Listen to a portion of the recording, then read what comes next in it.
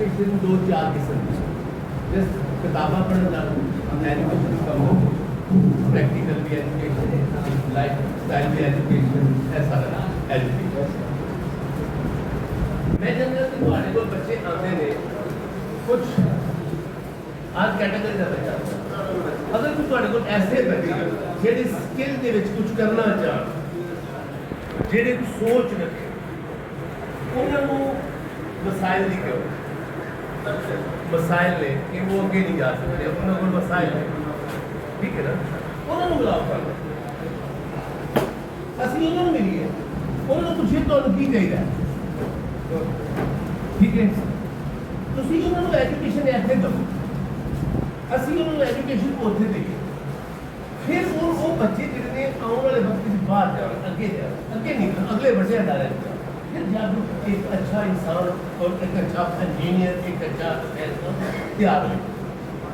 ठीक है इसीलिए इतने सीखे ऐसे ही मेरे आए सादा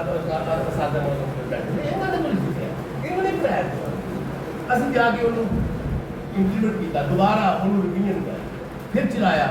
विच याद आई कि किस टीचर ने की किया किस टीचर ने की किया किस टीचर ने की किया किस तरह तालीमात करें आज अल्हम्दुलिल्लाह अल्लाह का शुक्र है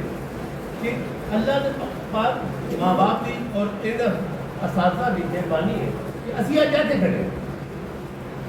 असी चाहते कि वो बच्चे जिहड़े ज़ाया हो जाते हैं रस्ते से उन्होंने ज़ाया होने तो बचाया जाए उन्होंने कुछ असी अपनी दूसरी तवज्जो पार्टी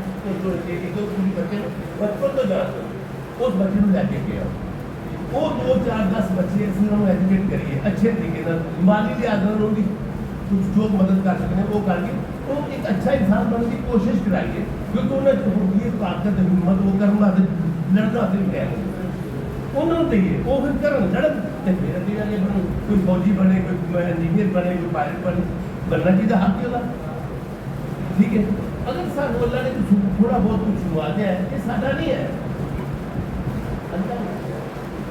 साडा कुछ नहीं असं के नंगे है क्या बात नंगी जाना हमारे को तो कुछ भी नहीं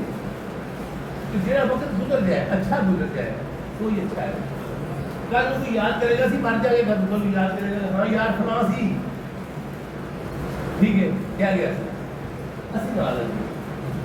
हर लिहाज नाल उस बच्चे से जेड़ा बच्चा कुछ बनना चाहता और यही मामला दूसरा साडी कर इंशाल्लाह बहुत मेहरबानी बहुत अच्छी सोच